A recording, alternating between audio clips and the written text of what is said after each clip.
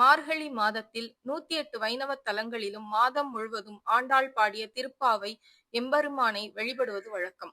அதிலும் பூலோக வைகுண்டம் என்னும் வைணவ தலங்களில் முதல் தலமான ஸ்ரீரங்கத்தில் பகல் 10 வைகுண்ட ஏகாதசி மற்றும் ராப்பத்து நடைபெறுவது மிகவும் விசேஷம். அதிலும் திருவாய்மொழி பாடி பெருமாள் நம்மாழ்வாரை வைகுண்டத்திற்கு அழைத்துச் சென்று நம்மாழ்வாருக்கு திருவடி சாதித்து மோட்சம் கொடுப்பார். இது பரமபத வாசலுக்கு ஒப்பானது. இந்த வைபோகத்தின் போது ஆழ்வார் மோட்சம் அடையும் காட்சியை 4000 திவ்ய பிரபந்த பாடல்கள் மூலம் ஸ்ரீரங்கத்தில் அரையர்கள் பாடுவார்கள். நம்மாழ்வார் தனது திருவாய்மொழியின் இறுதி பகுதியில் தான் மோட்சம் அடையும் வழியையும் பெருமாள் தன்னை வரவேற்கும் காட்சியையும் பாடியுள்ளார். இதோ பத்மம் யூடியூப் சேனல் உங்களுக்காக சென்னை குரோம்பேட்டை விஜய கணபதி ஸ்ரீ லட்சுமி பெருமாள் ஆலயத்தில் 8ஆம் தேதி இரவு நடைபெற்ற நம்மாழ்வார் திருவடி சேவையும் நம்மாழ்வார் மோட்சம் அடையும் காட்சியும் ஸ்ரீரங்கத்தை போலவே பக்தர்களை மனம் குளிர வைத்த காட்சி இதோ உங்களுக்காக பத்மம் யூடியூப் சேனல் வழங்குகிறது. ஆழ்வார் நம்மாழ்வார் மொத்தம் 4 பிரபந்தம் உண்டு. ஒவ்வொரு 4 பிரபந்தமும் 4 வேதங்களுக்கு சாரம், எசன்ஸ். அதுல திருவாய்மொழி சாமவேதத்துக்கு சாரம். திருமங்கை ஆழ்வார் திருவாய்மொழி நம்பெருமாள்கிட்ட பிரார்த்திச்சார், இந்த மாதிரி திருவாய்மொழி கேட்கணும்ட்டு. திருவாய்மொழி கேட்கணும்னே பெருமாள் சரி நான் கேட்கறேன் அப்படின்னு. இப்போ திருக்கார்த்திகை போது கைத்தல சேவை நடக்கும். அப்போ திருமங்கை ஆழ்வார் போய் கேட்கிறாரு பெருமாளே இந்த மாதிரி நம்மாழ்வார் திருவாய்மொழி ரொம்ப வசந்த பிரபந்தம் அருளி செஞ்சிருக்கார், நீ அதை கேட்கணும்னு பெருமாள் நம்ம ஆழ்வார் கேட்கிறாரு சரின்னு. அப்போ ஆழ்வாருக்கு பட்டோலை ஓலை அனுப்புவா. அந்த ஓலை ஆழ்வார் நகரிக்கு போகும். இந்த காலத்துல ஊருக்கு நம்மாழ்வார் சந்தி ஏல பண்ணிட்டா. அந்த காலத்துல ஆழ்வார் சந்தைன்னா அது இதுதான், ஆழ்வார் நகரி திருக்குறுகூர் தான். அங்க பட்டோலை போகும். அங்க போய் நம்மாழ்வார் ஏல பண்ணிட்டு ஸ்ரீரங்கத்துக்கு வருவா. அதனாலதான் திருக்கார்த்திகையிலிருந்து வைகுண்ட ஏகாதசி 10 நாள் வரைக்கும் அனத்தியான காலம்னு பேரு. கோவில் திவ்யபிரபந்தம் சேவிக்க மாட்டா. காரணம் ஆழ்வார் திருக்குறுகூர்ல இருந்து ஸ்ரீரங்கம் வரதுக்கு 10 நாள் ஆச்சான்.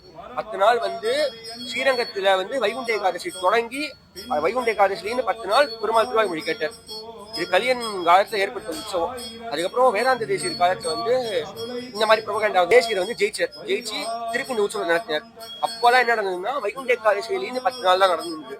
வைகுண்ட ஏகாதசிலேருந்து 10 நாள் தான் நடந்தது. அப்ப இப்ப முன்னாடி 10 நாள் நடக்குது பகலுக்கு. அது எப்படி நடக்குதுன்னா கலியன் நம்மாழ்வாரோட கேட்கணும்னு பார்த்தாரு.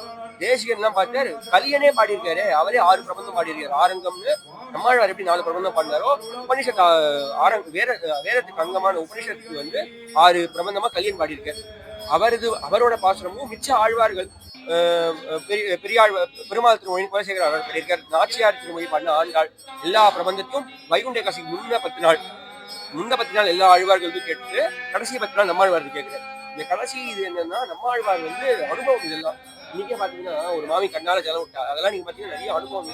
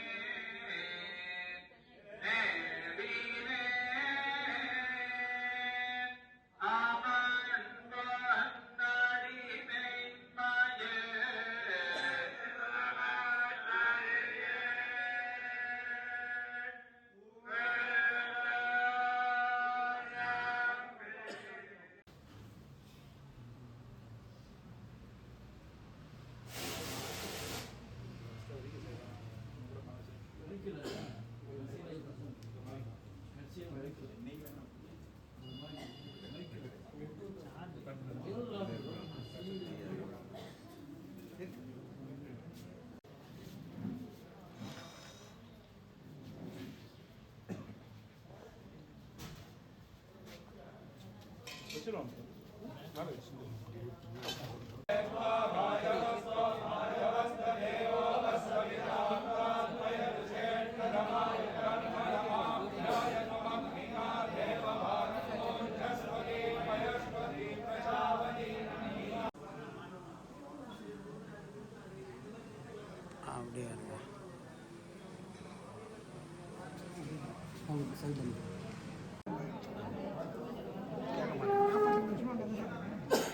எங்க ஸ்ரீரங்கத்தில் இந்த இடம்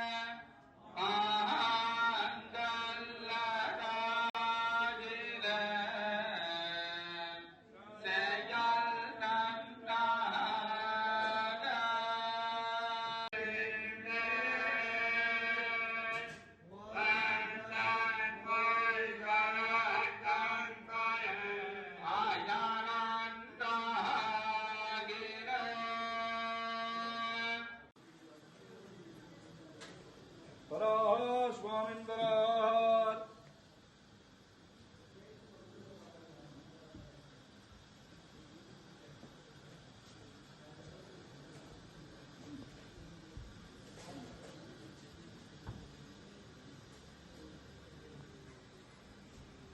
திருமாலால் அருளப்பட்டார் பிரபன்ன ஜன சந்தான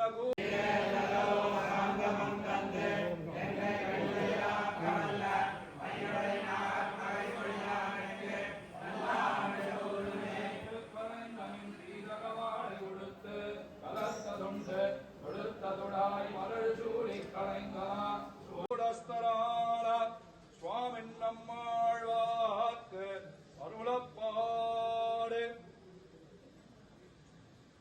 சுவாமி சரிகை